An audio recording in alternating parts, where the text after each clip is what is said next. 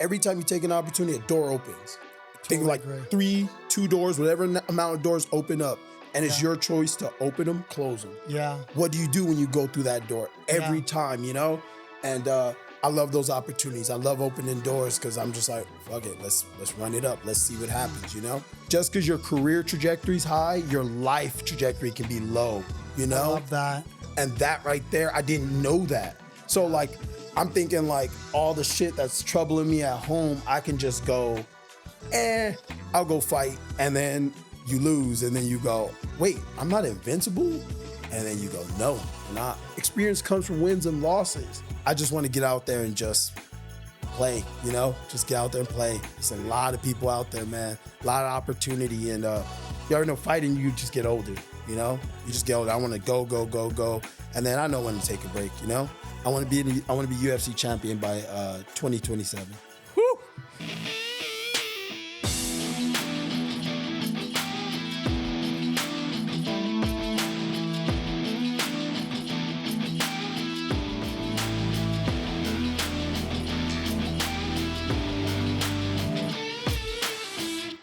I could not be more excited for today's guest, Ryan. I couldn't be more excited either. Well, why couldn't you be more excited? Listen, I think truly he is symbolic of why we started UNF. You know, like I could even get emotional. It's like, this is This really... guy's gonna cry over here. No, I'm not going to cry. Like, this is truly why we started UNF. Taco, my man. Taco. Hey. Going from UNF champion to rising star in the UFC, bro. Wow. Man, thank you guys for having me first and foremost. To be a part of the UNF family first, guys. Like, before I get into UFC, like I think that's a big part of it. But like the things I had to learn in your cage, and like what made my debut so funny was like when I got in there, it was like, oh, this is like the Up Next cage. Oh, and I just saw the cameras. I was like, oh, none of that even matters anymore. So when I fought, I just felt so like ice cold. You feel me? Yeah. So like, that's why I would like to start off with just thanking you guys. It just meant a lot. Like losing the first fight for you guys, and then going like, damn, bro. Like for me, it was like, I don't know if I even want to do this, bro. Like I felt like I got robbed, blah blah blah. And then like when you guys offered back, and it was like, oh no, we like you. Like let's keep working, because you know when you lose, it's kind of like, do you still? Everyone's your friend when you're winning. No one talks to you when you're losing. Yeah. Yeah, You I'm know, sure you've experienced that, right? Like now that you're just a rising star of the UFC and your performances have been stellar, I'm sure, you know, everybody's jumping now on the taco train. man, you already know it's. But you know what? Shout out to that one guy on the internet on YouTube who literally will pick against me every time. They haven't learned yet? I like him because he he gets progressively nicer. Like the first one, he's like, nah, he's trash. You know, he's just a bum. They came to, you know, they brought him in to get beat up, whatever. I win. Second one, he's like, he's all right, but I think this guy's just gonna be able to stop him, blah, blah, blah. Third fight, he's like, man, he's really good. You know, he can get on the ground and on the feet, but I still think he's gonna get washed. And I was like, the consistency. Next week, be like, Taco's great everywhere. We're seeing no problems. He's losing in first round. hey, the consistency is crazy, because I feel like he's like, I'm gonna get one of these right, and I'm finally going to win you guys some money. Because I'm just like, bro, you're just robbing people. Well, speaking of winning money, like a lot of my friends are not like diehard UNF fans, but they all knew about you. They saw you got called up. Like, is this like a matchup? I'm like, listen, as much as you know, don't go crazy with the gambling, but as much as you can put on a fight, put on your debut fight. One of my boys made like $6,000 on that fight. Oh, from you. It was like, shouldn't Taco get a piece of that action? I don't know if that's like legal or anything. Like, oh yeah, sorry. I don't want to. I haven't gotten violate any rules. Piece of anything. Yeah, okay, but all my friends have made money on you, betting on you, and you've been like an underdog almost every fucking fight. Yeah. I think the next one I'm gonna be an underdog too, personally. I feel like it's just one of those things where it's like, all I do is really watch these things. So like you see how it gets progressively like, okay, I get a good up and comer. He has like 2 losses, something like that. Very well-rounded, beat him. Second guy, way more fights, still a big name. again, young guy coming from their side of the show, and you're just like, okay, this is one of those next fights. And then I get this third guy, and I'm like, okay, this guy's good. And like, this is like a veteran. So once I think he has like 8 or 9 fights in the UFC. So like, I know the next one's going to be like, oh, this is a good one. So yeah, but you've risen to the challenge every time, bro. We were actually filming a podcast episode during your last fight. So we were actually watching on the screen while you were fighting. Thanks, man. Yeah. Luckily, he was really good at control because my eyes were on the screen the whole time. We were watching you, but yeah, I mean, it's a crazy journey. What was it like though going to London and fighting? I'm sure that's the furthest you ever fought from home, like the first time you did something like that. Enemy territory. Yeah, yeah. What was that like? Crazy, bro. I'm sure. Crazy. Just because it's. I think the thing is like all the chaos that leads up into those moments. Like, as much as you don't like it, you gotta appreciate it. You know, like whether it's like passport shit or like family shit or whatever it is, man. It like comes up. And then you're just like, damn, bro, it feels like you're trying to stop me from getting to, you know, the money. But then you just like, or I just got to figure it out. And you just figure it out. You just get past it. And then like going into London. So I was just like, I don't really care. Like, I just want smoke. You feel me? You know, bro, it's funny that you say that because I've seen this shift in you. You seem so dialed in and focused, and you seem so focused on exactly what you need to be doing. You're like a stone cold killer in there now. Yes, sir. Like Man. there seems to be no distractions in your head when you're in that cage. I'll tell you this, my first, God knows, like 15 fights, like amateur, pro, before amateur. I always felt like I was playing from like a Call of Duty screen. Like I was in first person shooter. So like I'm moving. And it's just like it's like if you ever played Call of Duty, when you get shot, your screen turns red a little bit and you make a decision like, do you just keep running at the bullets or you duck? So for those, I was just like, that was like majority of my career. But then like within my last fights, like now I feel like I'm in a third person shooter where like I see everything around me. It looks like that when you're fighting. He's been saying that about you, bro. Thank you. Yeah, I feel like the fight, it looks like it's in slow-mo for you in a sense. Like you're seeing things coming or like you're so composed and so dialed in.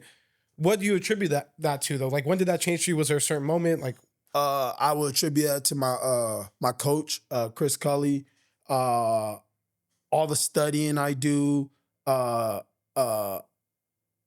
it's like I want to say it's like a sick obsession a little bit. Like I was just reading Kobe's book and he was just talking about like how when you try to articulate every part of the game, everything just starts to slow down because you start to notice there's patterns.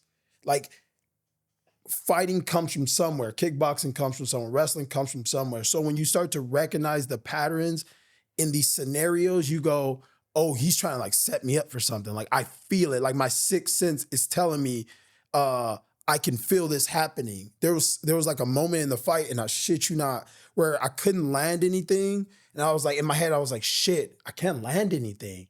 But then like I was like, what would John Jones do right now? I swear to God. You're actually thinking that in the cage at that moment. I thought that at a moment. What would John Jones do? And I was like, okay, I got it. And I stomped his knee. And then I was like, I touched him somewhere. Okay, I got the range back. Because when I was missing my low kick, I'm like, the range was so, it was there, but because I know he was thinking about, is he going to wrestle me? Is he going to elbow me? Whatever, they think.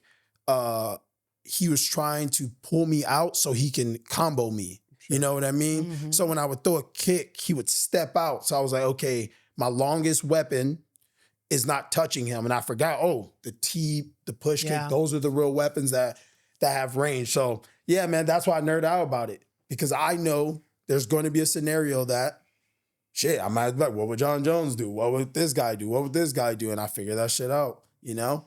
So, yep. That's how I get in there, man. You're definitely very like you're a nerd about it. And I like when I'm doing things, I feel like I'm kind of more like that too. Like if I had an opponent, I feel like I would fucking study all his tactics, his movements. But there's a lot of fighters we talk to. Like I don't watch tape, I don't watch film. I just go in there and fight.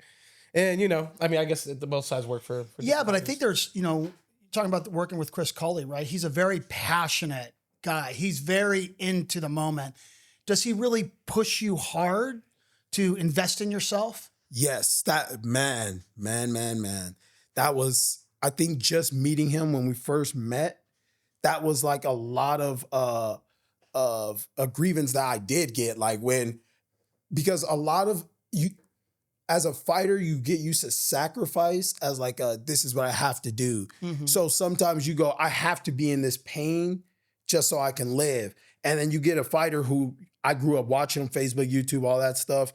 And he told me like, you don't gotta like do that. You don't gotta live that way. Like you can do it smarter. Yeah. And I was like, what? Really? And he just gradually like, hey, make sure your bag's clean, make sure your car's clean, make sure these things, make sure these things are done. And like, as like you take care of the little shit, like you don't have to think about that in the back of your head. You know what I'm saying? Because that shit fucks with you. He preaches that shit. No, yeah, he preaches that shit. I preach that kind of stuff, like really good habits, have all of your life in order, because it limits the chaos that's able to enter your life or enter your mind, right? You don't have to worry about it. But it really seems to me, Taco, like your mind is your strongest attribute right now. Like I'm not taking away from your skills, right? I think you're deadly, but your mind just seems to be just so on point. That's because it's not really a skilled fight. Because I mean, don't get me wrong, you got to skill, you got to train so you can believe it. But that's where it comes to, the belief in it. It's not like, oh, I can throw a head kick because I think I can know, you know? It's like, funny because some of your fights, I'm like, come on, Taco, get started, because you're very methodical about what you're, Ryan's all, just watch, Dad, watch. It's coming, Dad, it's coming. Like, it's very clear, like, it's very strategic and very thought out. You know, and I think that goes back to what game are we playing? Like, if you think I'm playing this game, but I'm really playing this game, we're going to, that's where it's like, oh, okay, no, we're not doing the same thing. If I would have went out there and I love the fans, like that's, they help build fighting. They're like the backbone of fighting. Oh, yeah. You know what I'm saying? But fighters are the heart of fighting. They're the spirit of fighting. That's right. So could I have went out there and kickboxed a kickboxer and gave a hell of a fight? Yes. You know what I mean? But I also could have played a very smart game and showed fighters how to win, but not put your life in this life and death moment. Why would I shout out to Wrong Zoo because he won his fight with I want to say Cody. Cody Still. Cody Still, yeah. He beat him, but Cody Still fought Wrong Zoo in a Wrong Zoo fight. I don't really even think he really got better. He just. So what I like about what you just said, you're fighting smart, right? But you're still in very entertaining fights. Mm-hmm. So, right, you're fighting to win, but you're still being super entertaining. Well, I think that's it's not a dull moment. He's very smart and he's methodical, as everyone can tell now, which you should know already.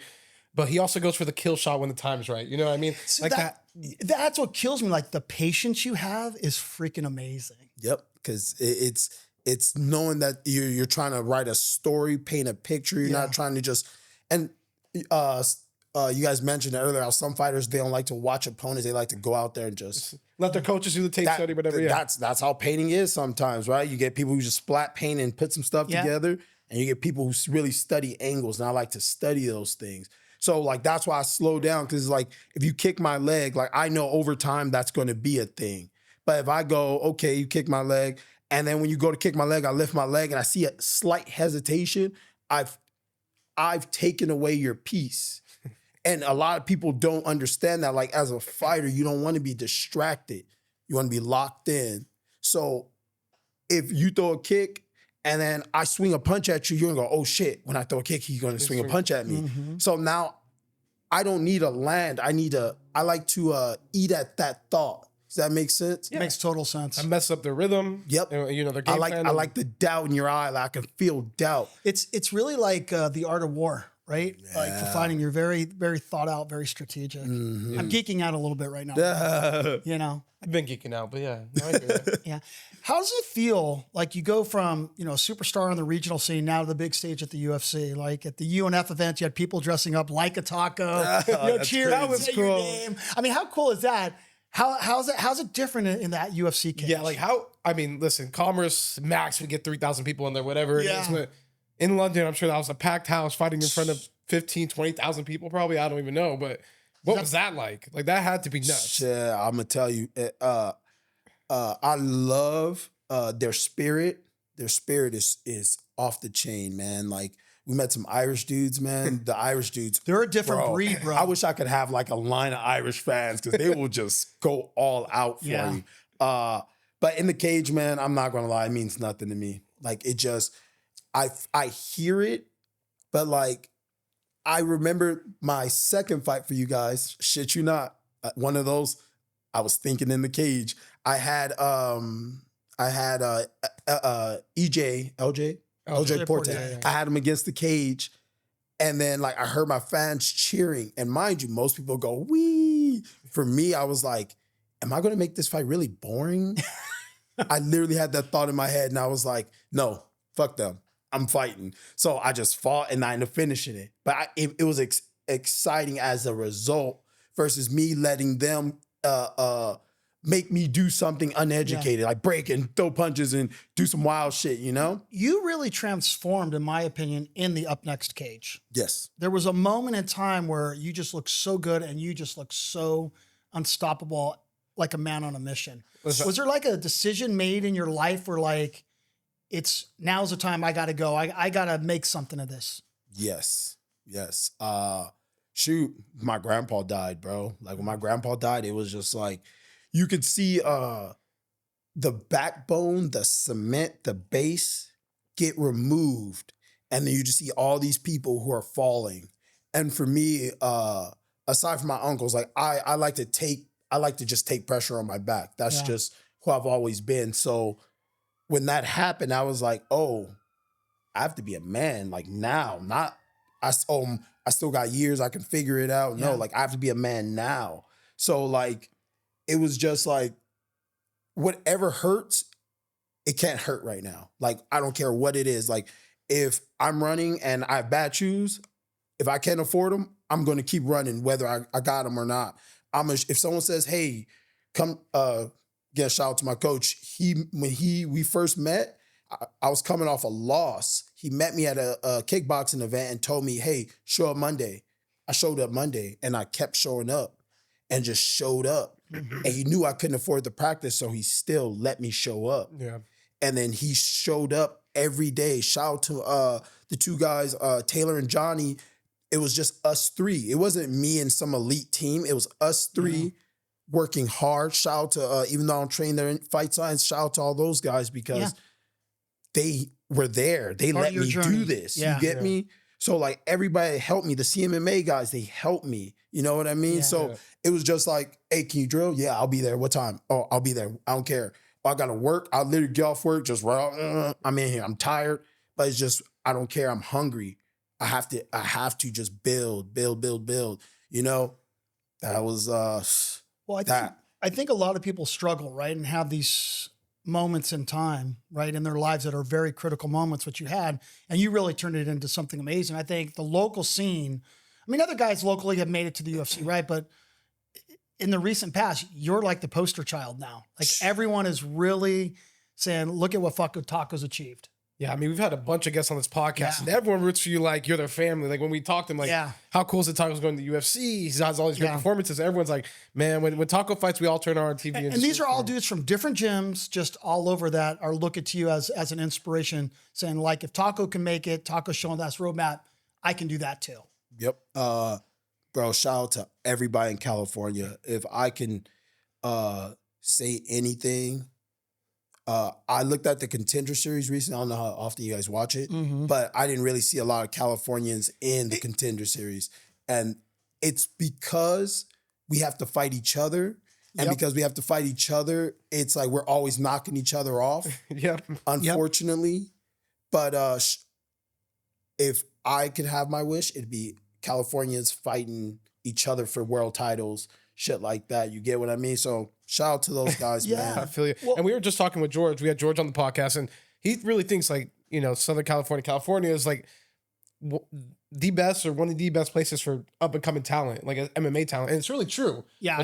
You bring up a good point where it's like, it's a tough guys fighting in the regional shows. They're both the top guys in California. So when one takes a loss, you know, it kind of just messes everything up. Hey, you know, I know this. I don't know. I've never promoted, but if in my world, I say, bro, let's take the top Californian guys, negotiate with some guy in Vegas, Yep. and let's run it up, because that's where it's gonna come. That's where you get built excitement in MMA. It's funny that you say that, because we have a lot of ideas, right? We want to do like East versus West. Like we want to bring the East Coast dudes here, fight the best on the West Coast, and then send a couple guys over there. We also have some ideas doing champ versus champ, like send our champ to fight another promotion champ, but they send one of their champs over. So these are some ideas that we have, but I think the pool here in California is so full of sharks. Like when you get guys like you and Gulo fighting each other, right? Other places you don't find that happening too much. Two top level dudes going head to head. And I think it's just taking things into your hand, man. 'Cause I remember I was literally coming from work, and I'm just like, I have like all this I work for this place called Airballing, and basically I would have to blow up a bunch of soccer ball inner tubes and let kids knock each other down. So I'm like driving home from like a fucking late shift, and I'm like, bro, fuck this, bro. I'm gonna call out Gulo, because I was thinking about, I was doing my interview, watching his fight, and I saw him knock the dude out. I was like, that would be exciting if me and him went. And I was like, you know what? Let's call him out. Hit up my boy Ed. Shout out to Ed. Hey, you helped start this. Shout out Ed. Hey. And we just did the call out. I was like, fuck it, let's run it up. If nothing happens, then nothing happens. If something happens, got the fucking wheels in motion for that one. But it was really cool to see two of the most popular dudes on the scene really go head to head. But I'm actually very scarred by that fight. Man. Well, I think Gulo's scarred too, but no, I'm emotionally scarred. Hey, you know what? Do you know why? Do you remember why or no? Hit me.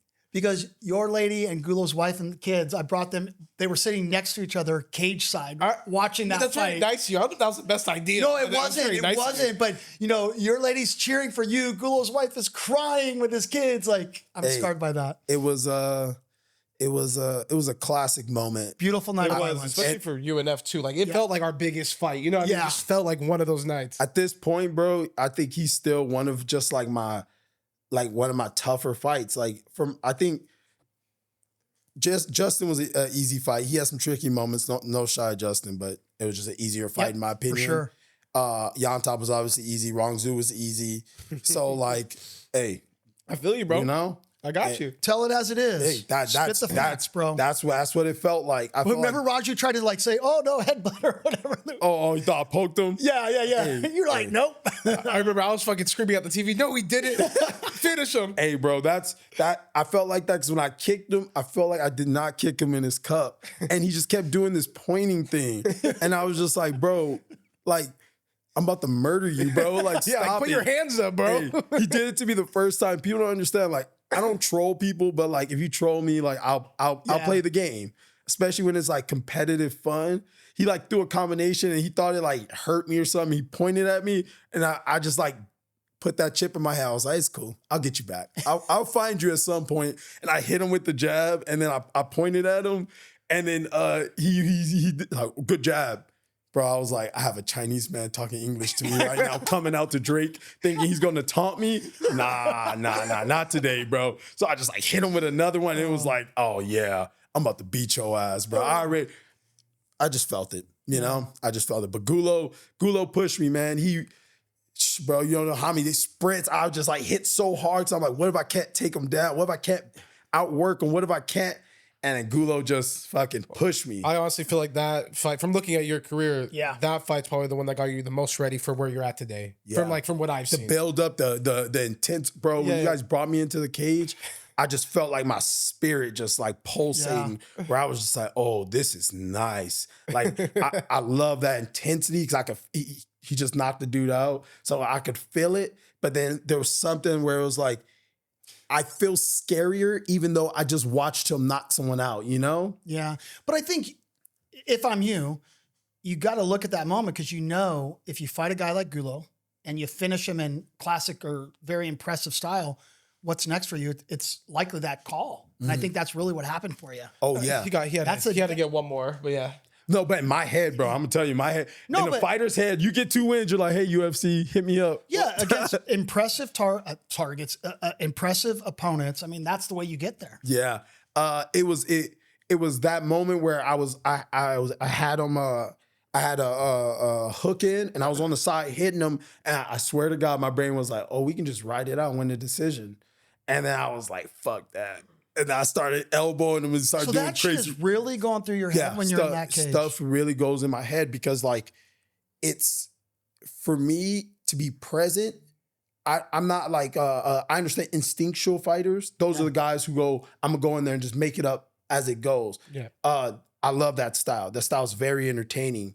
But I'm not an instinctual fighter. I have instinctual moments, but I'm not like pure instinct. For me, I'm a calculated fighter. I like to read and see what's going on in front of me. I like to pick holes. I like to, if I'm gonna kick you here, I want to see how do you move. I'm not gonna kick you, flying Superman punch you and go for a takedown because that's my instinct, you know? But you haven't always been that intellectual, have you? No.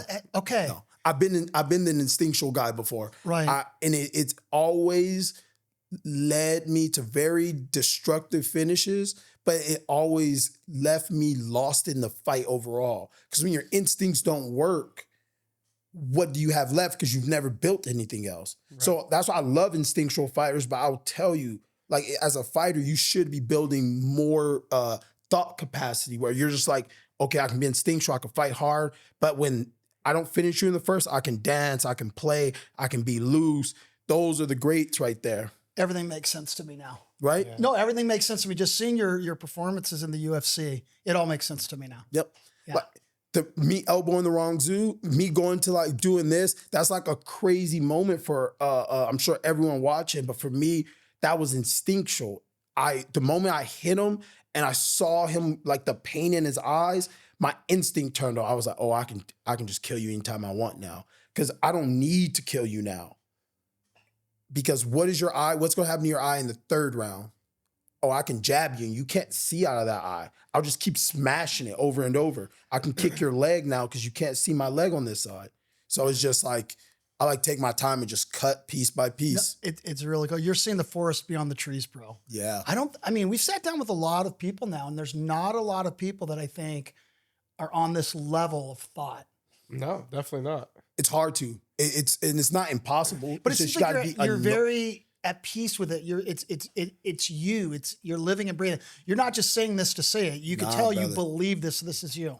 I think the thing is like I've been sick for like the 3 days before, and all I did was I just sat in my house and I just read books, watched fighting, play little video games, watch fighting, read books, notes, like and there was a lot of moments where I was like, man, it'd be cool to have friends to talk to. But then I just go like, I don't want to have to. So I just took a nap, woke up and did it again. And I think it's one of those things where it's like, you got to choose what you want in life. Do you want to be lethal?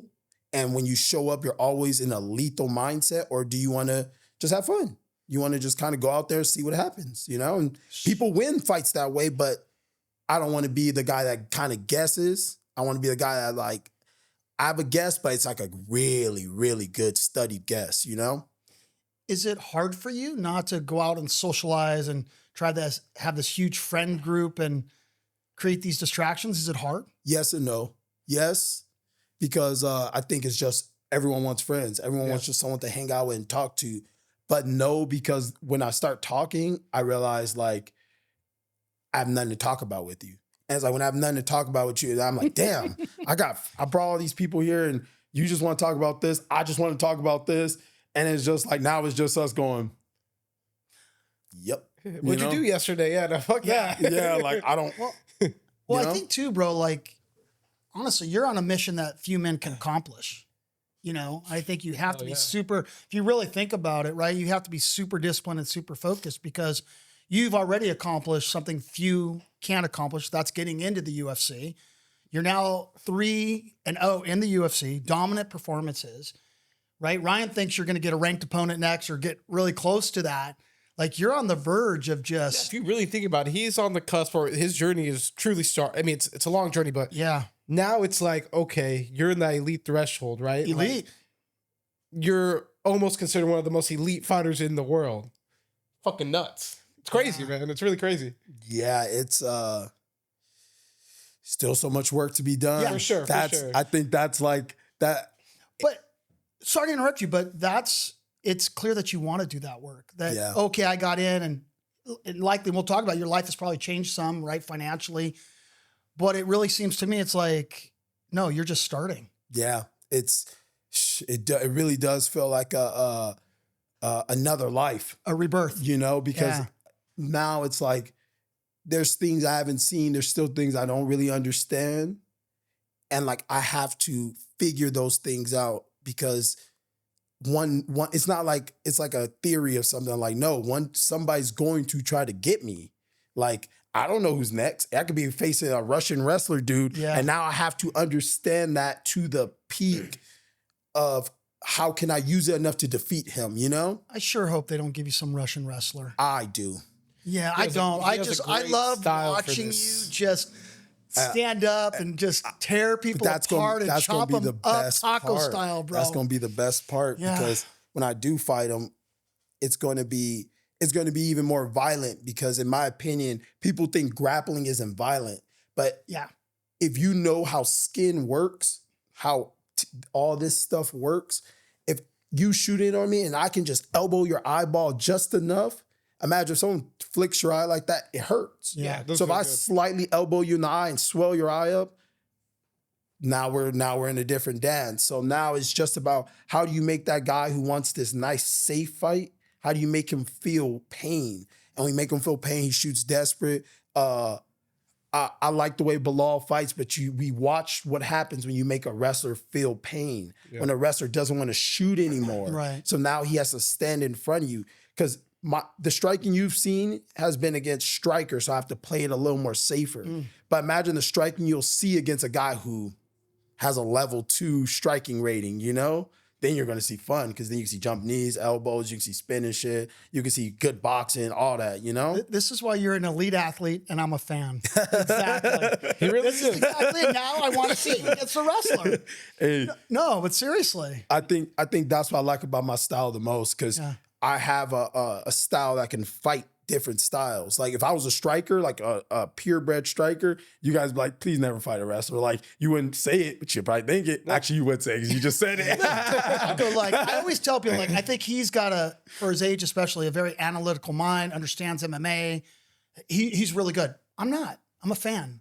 I love watching it. I love that. I loved when you were just on, and I love Gulo. I loved when you're on Gulo, just seeing those elbows going down and seeing the blood. Like, I fucking just love it. Yeah. It's it's a feeling that it just can't be matched. It's like you don't want to hurt somebody, but like your instinct is just saying rip it apart piece by piece until that guy grabs you and like let him go, and you're just like, oh, okay, it's over. I'm done. So I have a question: Is there anyone in the UFC right now that you want to fight next? Perfect world, you had it your way. I saw you just posted, right? I want a short notice. Yeah, my cut's cleared. So. You want a short notice? Yeah, just because with a short notice, you realize the opportunity is bigger. You know what I'm saying? Like I've already had camps. Like camps really beat you down. While short notice is you're just training. Like for me, I always train around like a 7 to a 6 on a daily basis. When I'm in camp, I go from like a 7 daily to like 7.5 to like 10, then back down, So I'm already very well trained at this point, and like now I want to see what I've trained, So I feel like I've got to show little bits in all these other fights, Yeah. And with even with Jai, because he was a little bit more I don't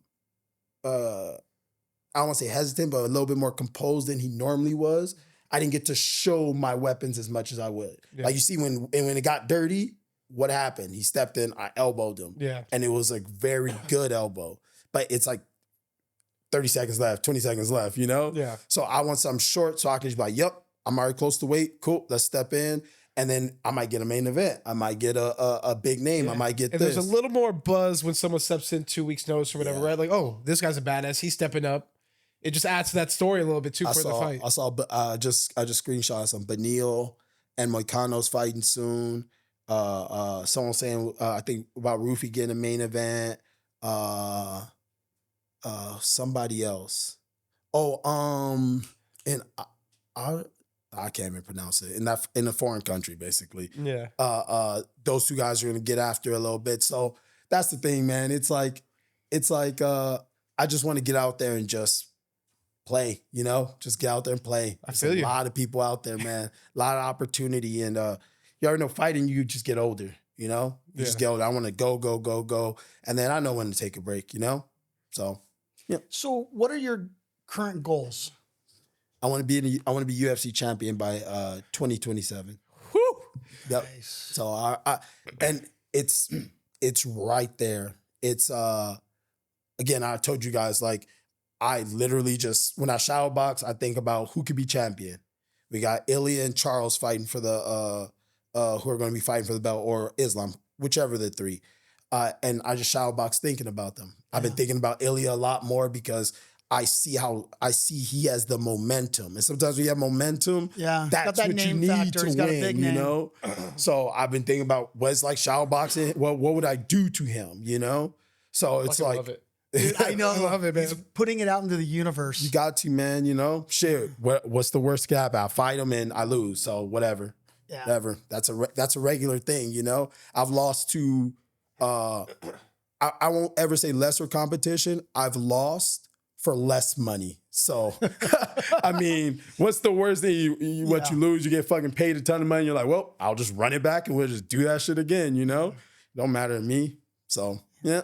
What seems pretty cool too, bro, is like now that you're in the UFC, you've accomplished what you've accomplished. Your life has likely changed, right? Yeah, my life is it's different and the same. Yeah. I don't measure my life's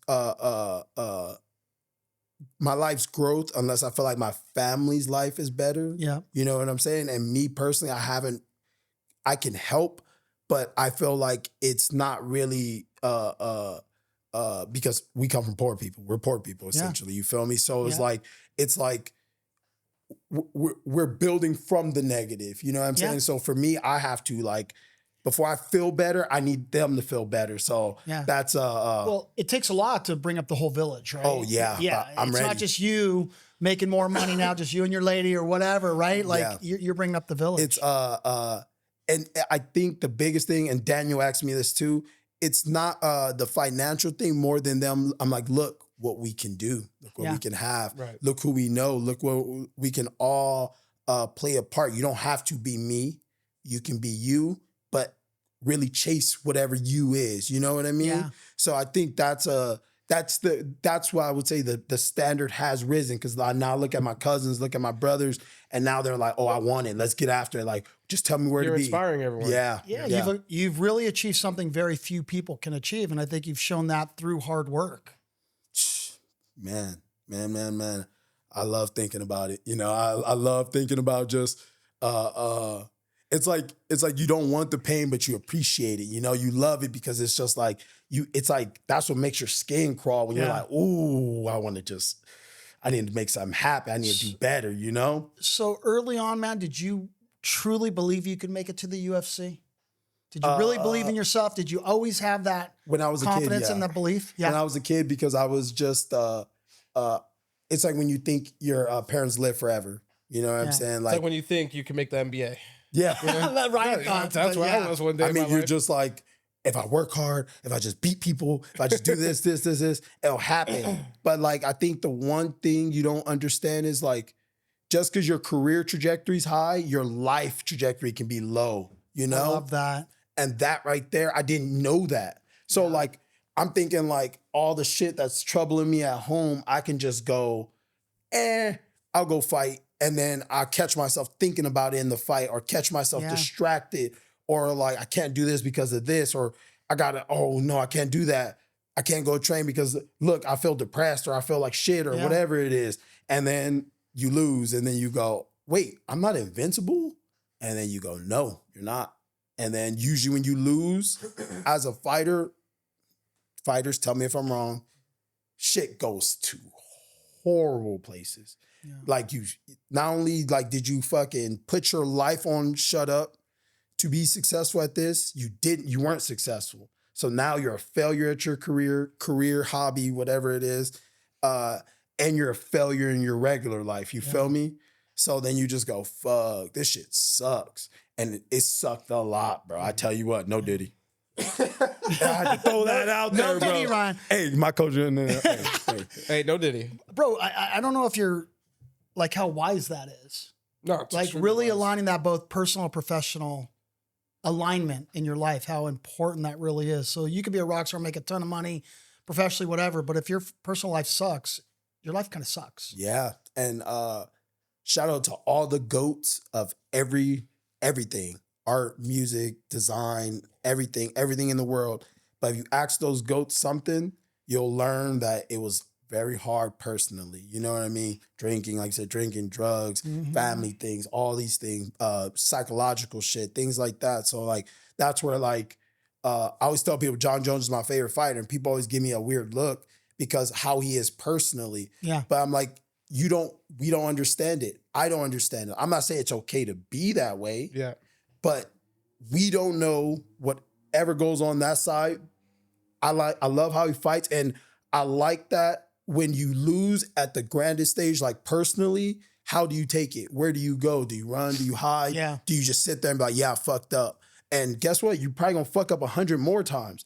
But tell me, which one of us in this room hasn't fucking fucked up or isn't still fucking up right now? You know what I'm saying? Yeah. Right? Of But course, that's life. we're not being published. We're not being written about. So it's kind of like that guy. I look and I'm like, man, that's what I don't want to do.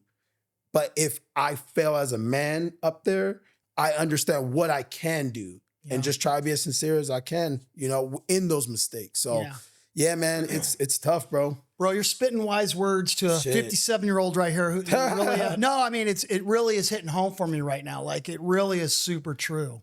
But who's the GOAT to you? Not MMA, but the most inspiring person, right? You talked a little about Kobe, spoke about John Jones a little bit, but what person inspires you the most? What sticks out in your head? And don't say Ryan Buckner. There's no inspiration coming from Ryan Buckner. If I was even a thought, I really appreciate it. Shit. I know this is gonna sound crazy, but like, I think it's the people who, I would say like a tamale lady. And hear me out. I know where you're going, bro. I didn't know how hard I wasn't working until one day I'm driving to Muay Thai, and I used to have to drive to Muay Thai and be there at like 5:30 in Montebello while I lived in fucking Wilmington. So I had to beat traffic. So I had to be up so early, crack of night, everything essentially. And I'm driving and I already see her there and it's like 4 a.m. And I look at her and I go, bro, and mind you, she's hustling for dollars. She's not hustling for a mill or the possibility of $1 million. She's just going, either she just wants to hustle. It's for her kids. It's for whatever it is. She's on her shit. And then every day I would see that and I go, I can go harder. I can go harder. There's nothing out here. If I cry about this shit, come on, bro. Look at this lady over hustling for a fucking dollar. Come on, man. I love that. I mean, I think it's hardworking people that are very focused on feeding their family and the basics, like having a happy life, are just so inspiring. Yep. I think one thing that bothers me today, and I loved your answer, by the way, in today's society, people don't look at people like that as role models. I actually do. Right? Yep. I've always brought up my kids, treat the janitor the same way you treat the CEO. You know, as long as people are good people, give them all the respect in the world. And I love that answer, bro. Thank you, man. Shout out to all of them. Shout out to all the hustlers. Anybody that's out there like making a good, honest, grinding, bro. You know, who making a living just to feed their family. Like, I think that's what makes, you know, America such a great country, the land of opportunity where people can come, they can grind, they could build an amazing future for their families. Yeah, that's really what it's about. Because my mama, I couldn't chase an MMA dream. My grandpa, I couldn't chase an MMA dream. That's like, it's like you realize like sometimes your parents didn't even have dream opportunities. They were just like, I need to make sure these kids survive. Yeah. And then you survive and then you're just like, okay, now what do I do? I mean, I already kind of, you know, I already live somewhere. And then like, as like seeing my mom, I'm just like, oh, okay, we're in survival mode. So that means I have to build past survival mode. You know, I got to give us, I want to say excess, but somewhere in that department, right? Where we're not surviving. So then like the next generation of us, we don't got to be, and I love fighters, I love fighting, but God damn, it's one of the craziest ways to have to hustle, It bro. really is. We talk I about tell it you all the what, time. bro. I mean, it's really crazy because when you buckle it down, dudes on the regional scene make less than minimum wage. If you know, less, right? Some of these guys are actually paying to pursue their dream. Hey, I know we don't like to, I swear to God, I thought about this. I didn't think about being one of these guys, and I don't judge nobody. But you know the guys that be like 10 and 40? Yeah. And I sat there one day, I was running, I swear to God, I was like, I wonder if they got mad ass bread, low key. Because I mean, think about it. If you get subbed, what's the suspension? A week, 2? Yeah. You know what I'm saying? Then you take another one, and then you just like cashing checks. Yeah. I feel like mentally, as like a human, I couldn't do it because it would break my will. Like as a human, like, I don't know, I would just feel like, again, no shot to anybody. I would feel like, I'm just saying, I would feel like beta-ish, kind of. Yeah. Like, I just go in there and just be like, oh, okay, he choked me, I'm out. Yeah. Let me get up out. Let me go get another check real fast. But how much bread do you think they really stack, though? Those They guys, get a This lot. is true. They are collecting some checks. Because, I mean, hey, we don't want to say the realness, but they get checks. I feel like when you work hard and you try to like have good fights, you're broke. Well, that's right, but that's a part of the business, right? So if you got a large popular guy and you need a good opponent for him, right? You got to find somebody. Yeah. Right. And it's hard to find guys that want to go against tough guys because records matter so much. Oh, man, that's records. Hey, I'm going to bother tell you me. this. You're right, 1,000%. And I just wished fighting was treated MMA. Because so I got really into like Thai boxing and watching one and watching all their local shows. They're the guys that they can be, let's say, 345. Yep. That's not a bad record. Nope. They're like, okay, you lost 45 times. Who gives? But 300.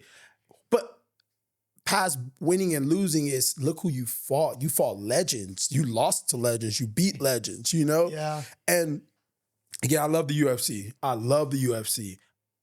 But I think in America, we've taken losing and turned into like, you lost, you suck, you boo, like those things. It sucks. And that's one thing, if you notice, like we don't actually announce records of our athletes, right? The reason we don't is because the public's perception, if this guy's got a bad record, is like, oh, this guy must suck. Yeah. We don't believe in that. We have an amateur, he was 0-3, just got his first win, but he's fought all top opponents. He just had a highlight reel knockout. Yeah, and he just went viral on a knockout. He's solid. He's one of the. Yeah, and it just drives me nuts because, like, to me, I don't think these records should really matter, especially at the rising stars to the amateur level. Hey, but bro, people we're such a judgmental society. When you're 10 and 40, sure. No, for real. Hey, that's wild though. But that's all I'm gonna say. That's 10 and 40, bro. You got checked. Oh yeah. There's guys that are 11 and 1, right? And they get called to the UFC or whatever it may be, and they lose, and people are already counting them out, writing them off. Oh, he wasn't as good as he was. Like, you know. It's like, dude, it's like MMA is kind of starting to lean towards that boxing model where guys are 30 and 1, they lose one fight. That's the real poison because if you think about totally it. Agree. Okay, what's that guy's name? Something Simon. He's from South Africa. Came in, Dana White Contender Series guy. Oh, Cameron Simon. Cameron Simon. Yeah. Came in, Dana White Contender Series guy. Fought all tough guys on a 3-fight losing streak. Because these guys it's like they feel like they have to be entertaining. You know what I'm saying? They feel like they have to go out there and prove it. And I love the entertainment part of it. That's what makes fighting fun. But don't punish me for being entertaining now. Like, why would I get cut? Because I fought hard. I fought how everyone wanted me to fight. If you're an entertainer, it's like you got to give leeway to these type of things. It's like Agreed. Everything has to be looked at just completely different. So it's like let guys lose. It's good for them. A guy shouldn't have to be 5-0 to get a call. What if imagine you're, let's say 13-2. You fight 3 tough guys, you beat them, and then you lose one. You should still be able to get a call from the UFC because guess what? Yeah. You fought tough guys and they know you're going to be way more entertaining. They know you're an entertaining guy. Yeah. So when you get to the UFC, instead of feeling like you got to be invincible, because when you're undefeated, you have no experience. Yeah. Experience comes from wins and losses. That's why, unfortunately, I don't know if you guys noticed about MMA. Most of the champions are older people. That's why the top of the division's older. Yeah.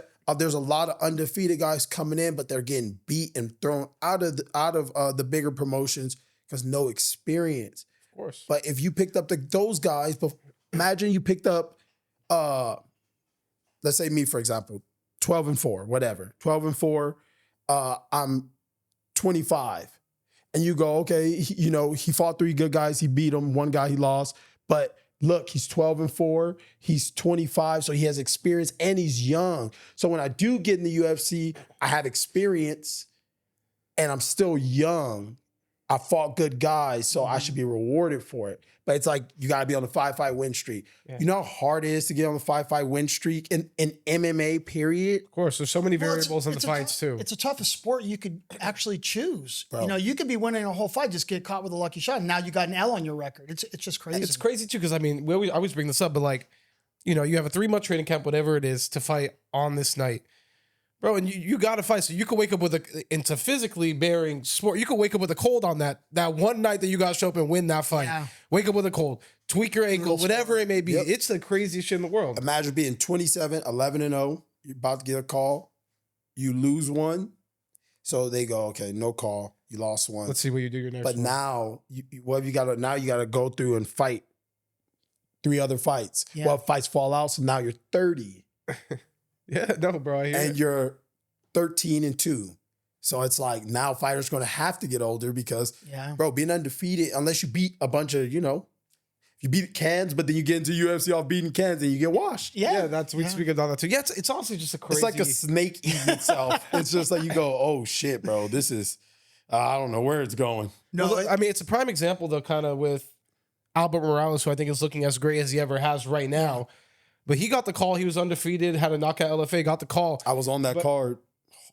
But he he said he wasn't ready. He didn't have the experience. He wasn't ready yet. Yeah. Right? Yep. And I fought same card. I lost by TKO by a guy who was, I think, like 9-2 or something.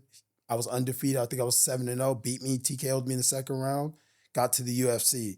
And there you go. The experience of just going, bro, you can close your eyes and knock somebody out and you'd be like, you're in the UFC now. You're like, oh.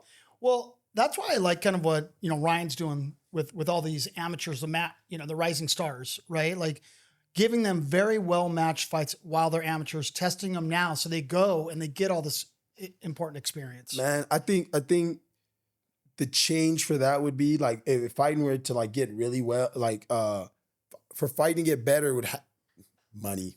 That's really what it is. It would just have to like help fund amateurs where amateurs can actually pursue these things properly. Because that's the thing, bro. It's so hard out here. It's, bro, like shout out to Lance Martinez. You guys have him fight what you guys want. Love I Lance. fucking love Lance, bro. Such a warrior, bro. Bro, Lance is one of those guys, bro, he's like the prime example of what we're talking about. Like as a guy who just, I'll fight this guy. Next month, I'll fight this guy. Next month, I'll fight this guy. And you're just like, God damn, Lance. Yeah. You have a crazy. And he's so entertaining too. Bro. Like, I mean, that guy is just like a spark plug. Man. Yeah, I love that guy, man. So, yep, it's a lot of things have to be figured out for MMA to go right, but it's a young sport, man. That's one thing I do appreciate about the UFC more than anything is that you can go and you can see they're building a system, just like being catered. The little things matter. Just being able to, I can schedule a massage every day. It's nice, bro. I wish we could provide those services, man. One day, bro. We're working towards that. I mean, there'll never be another UFC, in my opinion. They are very unique and special. I feel like it's just you have to just give so much. It's like I feel like the beauty of it of Up Next, and you'll see it's like there's a sense of freedom, but it's like if you want more money, you got to give up freedom because then they don't want people doing this. They don't want, you can't do that. Then you can't go do this. Like no one can just show up and do these things. Like it's going to be operated as a machine versus like a fucking a family owned promotion who's trying to build guys, you know? So it's tough, bro. I can imagine what you guys look out on a daily and just be like, oh shit, like, okay. Yeah, let's run it up though, you know, every time still. Look, we've got a lot going on. We're trying to build something really special. I think we're doing a pretty good job 3 years in, right? But, you know, our goal right now, man, is to build these guys and build them for their future so they can get to the big show until we become a bigger show. Yeah. And can pay a living wage and really take good care of these guys. You guys, promoting, man, you guys are elite, bro. You guys are elite. I think we do a pretty good job, bro. Elite. I'm telling you, bro. Like, I used to sell crazy tickets when I was younger because no one could believe that I was a fighter. And then midway through my career, everyone's like, you lost some, win some. I don't know if we want to go. But still have my heart, my hardcore fans. But then when you guys started promoting me, it was just like, oh, what is this? This doesn't seem like, because I swear to God, they used to give you one graphic with you standing with some weird pose like this. And they'll be like, hey, post this every day and make sure people show up. You're like, bro, nobody want to see his ugly ass photo every day, bro. But like the way you guys take interviews, media day, even making the fighters feel like, oh shit, like I'm low-key Hollywood. Yeah, I feel good up in this bitch, you know? Well, I think I love that, bro. Well, I think that's kind of when we started this thing, what we felt was so important to treat everybody like they are important. Because honestly, Taco, they are, right? Yeah. Because if these athletes can get in that cage and put on a show, these fans are going to be so entertained, they're going to become fans of Up Next and that athlete. And then we'll be very successful. If you don't take care of the athletes, you're not going to succeed. Yeah, you got to feel special. And I'm sure a lot of dead promotions can speak on that. For sure. Hey, You've seen a bunch of them. Oh, bro. Everybody thinks it's so easy. Talking, we're just going to put on a show. It's great. You're making so much money. You know, people don't really realize what's behind it and what it takes. It's so much, bro. Like, again, just watch how you guys run around, do all the everything. I was just like, this is one of those days where I'm like, I'm happy I get to just have to do this. Say a few things on the mic and just smile and then just kill somebody when it's time. Well, I mean, that's true too. I mean, I think if you look at the athletes when they perform at Up Next, they perform so well. They give 110%. And we always talk about like, oh, we saw this guy fight at this other promotion. He didn't look that good, but he got in the Up Next cage and wow, he looked amazing. I think I like to say spirit is a very strong thing when it comes to anything really. But like when you give a fighter an opportunity to display spirit, like, hey, here's a mic, say something. And then you find out what some of these motherfuckers have to say. Like, hey, I hate you. I'll whoop your ass. Hey, yeah, I think he a bitch. Now you gotta go back that spiritual talk up inside there. So then when you get in there, you see somebody like, I gotta murder him. I already called him a bitch.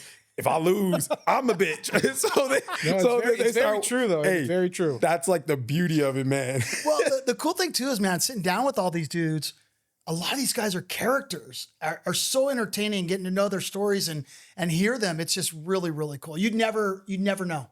Yeah, you really don't. And that's the power of that camera, man. The power of a good edit and fucking, hey, say what you want, whatever I want, and then hey, put it out there. Let's see what happens. You already know I've caught some of some of the interviews where you guys have the fighters just looking at each other like this. I'm just like, bro.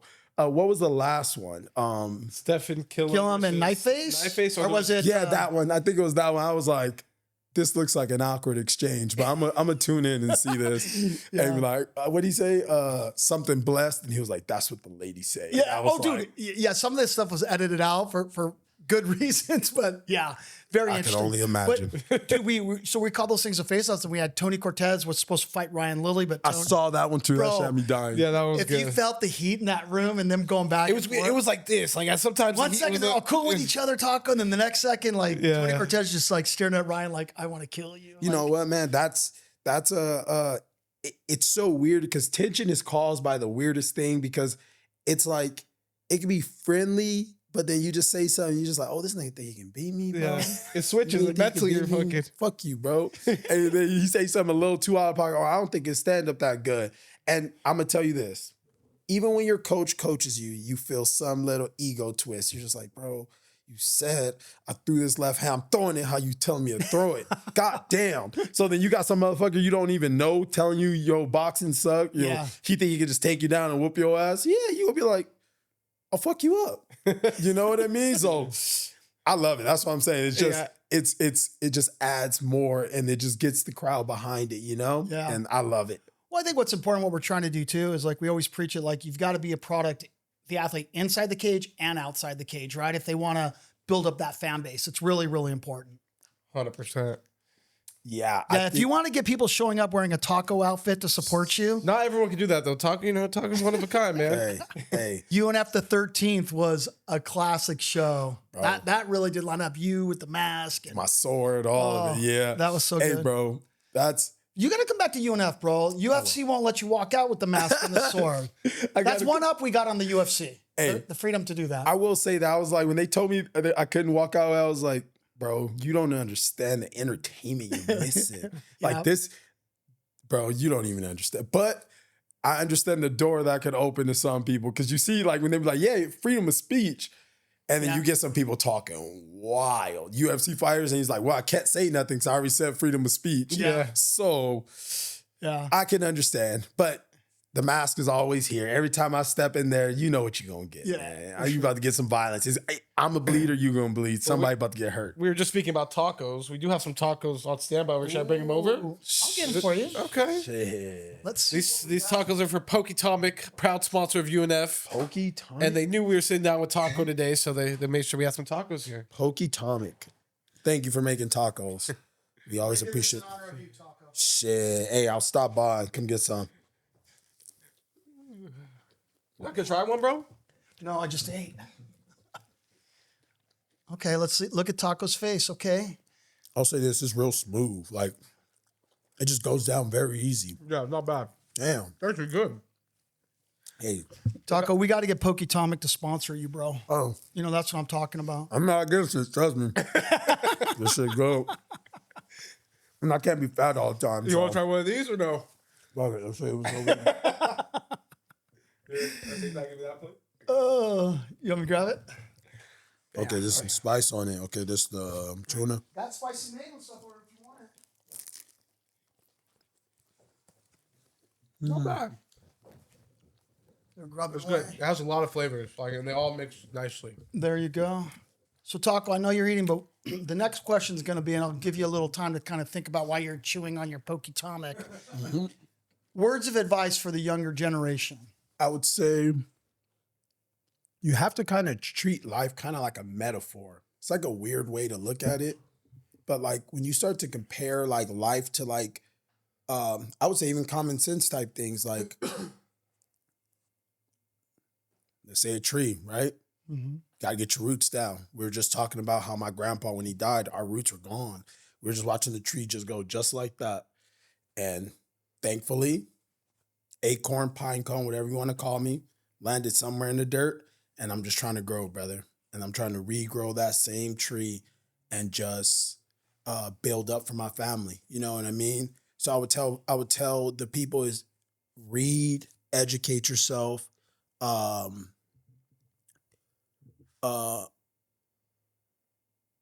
Don't take life crazy serious, but understand that it is a serious thing.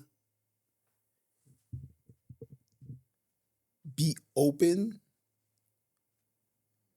to all the possibilities. Like life is like weird, bro. It's like, it's really, really weird. You know, it's like, shit. It's magic. That's what I'll call it, you know? Because there's times where it's like, I think I'm cooked. Like, whoa, I lost. I don't got it. Like, there's no one coming. And I'll just sit there and like one of the most humblest moments is like, damn, God, is this it? Okay. Well, if this is it, then this is it. And then knock on the door. Message. Even if we go back to the UFC thing, I got a call because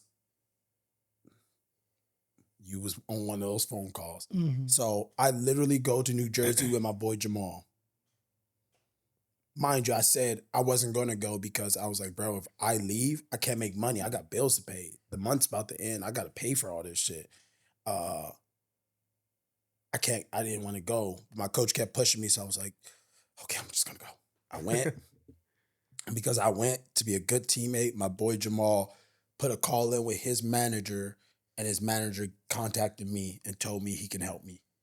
And through all that, a call with your family, because all the contract stuff and how all this and all that work.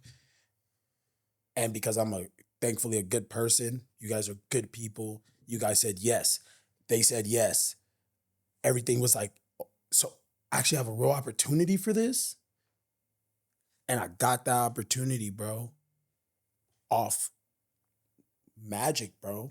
Yeah, no, it's crazy how life works, bro. It really is. The first time I ever met Jamal, I didn't even meet him. I watched him fight his last fight before he got into the UFC. I didn't know Jamal. I met Jamal because that was Cully's friend. I met Cully because I lost to his student, his teammate. And because he felt like he had to right or wrong, he chose me as a student. I chose him as a teacher. I met Jamal. Jamal helped me get into the UFC. You guys helped push my career. You guys opened the door. Hey, go, run, get out there. So it's like, if that ain't magic, bro, I don't know what is, you know? Yeah. And it's just planting seeds, man, taking opportunities, brother. So it's not to even confuse all the younger fighters, because that's a lot, bro. Trust me, I still try to take it all in. Yeah. But just God first, and be open to some real magical shit happening in your life. And magic is as simple as kindness. That's a magical thing, because a lot of people don't express kindness. They're too, I don't got me nice see. Fuck you. Yeah. Get out of here. You totally, know? Bro. So appreciate all forms of magic, guys. It's out there. Well, I think too, it's like moments in time matter, right? So it's just like, we have a saying like, treat everybody with dignity, respect, and compassion, because you never know who's who or what's what or what's, knocking on the door. And I think what you've done is set yourself up to take advantage of those moments in time, right? And so to me, kind of what I take away from today, I don't know about you, Ryan, but, just truly what is inspiring to me is just aligning your personal life with your professional life. Totally. Because a lot of these athletes, they're super talented, but there's so much drama in their personal lives. Right? Yep. The universe is out of whack. They've really got to get that aligned. And I think you were able to do that. Thus the stars aligned, and you were able to take advantage of these opportunities that you earned and that you deserved. Yeah, man. Like you said, the personal life, sometimes that spill out into your professional life. It spills out to as basic as going to a store and being rude to a cashier, being rude to the most minimum things. So true. That right there spills out into, hey, Buckner's call you guys. Can you guys come and do an immediate thing? Are you paying me? No, I ain't going. Yeah. Beep. Or you sometimes don't even get to it. Hey, they want you to go. Are they paying? No, I'm not going that shit. But it's that easy. You know what I'm saying? Yeah. And people don't understand, like, those are little bits of magic you're closing off, because if you went, every time you take an opportunity, a door opens. Totally. Think like 2 doors, whatever amount of doors open up, and it's your choice to open them, close them. Yeah. What do you do when you go through that door? Every time, And I love those opportunities. I love opening doors, because I'm just like, fuck it, let's run it up. Let's see what happens, But I think that's what's so important. I mean, people have to realize that you need to treat everybody good. Right? It doesn't cost you anything. Treat everybody with respect. Show that what we always call the attitude of gratitude, right? Like we have attitude of gratitude tattooed on our bodies because we always want to remember to be grateful for everything, but treat everybody, with that gratitude. I think that's like in today's world, it's lost on a lot of people. This is why, honestly, this sit down with you has been so inspiring to me. You're so humble. You really could have changed. And I think a lot of people, when they experience a certain level of success, like getting in the UFC, being 3-0, and just being the talk of the town, you easily could have changed. You could have gotten caught up in your ego. Could have went up a little bit, all that stuff. Yeah, which is just so inspiring. Yeah, humility to the extreme. I leave the ego to the fighting. Like that's the only time where I need to puff my chest up. Yeah, is because it has to be. I have to believe I'm the best in the world in there, but when I'm regular, I'm just Chris. Like, I die like regular people. Like, I get old. Everybody gets old. Being a UFC fighter doesn't make me, like, invincible. It doesn't make me fucking Superman or nothing. I'm still I'm just Chris, I always say, like, we're all equal. We just have different job descriptions. That's why, like, in our normal business, we don't say anybody works for us. They work with us. We don't, use the term employees because I hate that term. Like we're a team. Yeah. And everyone has to play their part, you know? And then it's your job as you push them along as they go. Like you said, you're not an employee. So when an employee reaches to wherever they want to go, I'll be a reference. I'll be this. Like if you were good at what you do, go. And I'll help you any way I can further down the line. So that's like I said, that call we had when I called you because I'm freaking out and I'm just like, can I? And bro, I know. And me personally. Did you ever think we would put a roadblock in your way? No. Good. Never. Yeah. But I'm a pessimist. Yeah. So I'm also like very like, I always think the worst every time with anything just about, you know? So it's, I didn't think so because that's why I was like, I'm going to do it. I'm going to call. I believe. But I had to build myself up before because the whole time me is tearing me down the whole time. Like, what if he can't? What if this? What if this? And I'm just like dying in my head because I'm just killing myself. So it's like, but my other self is like, stop being a bitch, call, you know? So I do that to ourselves a lot of the time. At least myself. I do the same shit mentally. Every day, bro. I'm every like, day. Bro, I keep wondering. Stop being a I'm bitch. 57, bro. I'm wondering when my inner bitch will go away. You know what I mean? But you conquer it every day, but it's still it's that voice in your head that's always going to be there. You just got to conquer. Yeah, I don't think it's ever going to go away. I think it's a constant challenge. I think it's you wanting to be comfortable, and comfort's always a thing that will never go away. You know what I mean? Because I could have literally just like, no, it's okay. I'll just fight my last fight. You know, I'll do what I got to do. It's probably not even a real opportunity because I don't want to have to call and make things weird, you know? And then you call and then you go, oh, it wasn't even weird at all. Like it actually went fine. So it's like, that's just you wanting to just be, no, I like this couch. It's soft, you know? So it's an everyday decision, right? It's an everyday, and you're conquering it because look where we're at right now. You know what I'm saying? You said you wanted to do something. I'm sure, I don't know how many people told me you couldn't do it. You probably told yourself you couldn't do it, but you guys made it happen. So that's conquer right there, you know? That's how you become kings, emperors. That's how you do it. Fuck it. Let's run it up. And if I fucking get decapitated by the end of it, then hey, it is what it is, right? I hear you, brother. Oh, Taco, this has been great. What can the fans expect from your next performance, bro? I know you don't have a fight date. No, you don't have an opponent. But what can people be looking forward to? Spirit. I'm just going to always just put my heart and soul, spirit out there, man. And everything will do the rest, you know? I don't know who, I don't know what their capabilities are, but just know I've prepared to the max of my ability, whether it's short notice or it's a scheduled fight. I will be ready. I don't care where it is, what time it is. I train all day. When you sleep, I'm training. When you wake, I'm training. And when you sleep again, I'm somewhere training. So it is what it is. Well, awesome. Well, it's been amazing sitting down with you. Congratulations on your success. Looking forward to you getting that UFC strap, bro. Hell yeah.